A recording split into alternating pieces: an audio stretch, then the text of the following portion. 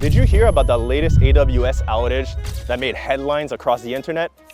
It turned out it was a single bug in their automation system, which took out half the web. From banking apps to Alexa to smart homes, everything went offline because of a giant corporation's oversight. And that's the problem, right? We're trying to build the so-called Web3 on Amazon servers. So if one hiccup happens, everything crumbles.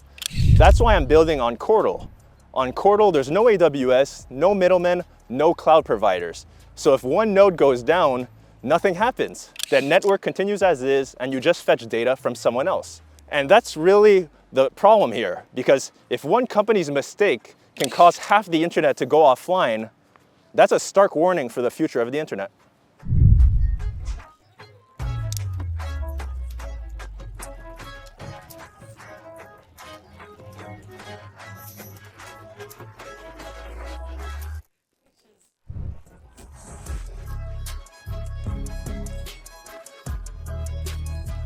And it's exactly why Qortal exists. Because let's face it, every few months it's the same story. Amazon outage take down banks. Millions of devices offline after AWS failure. Developers left scrambling as cloud services go dark. When one company's bug can take down half the internet, it's a reminder of how fragile things really are.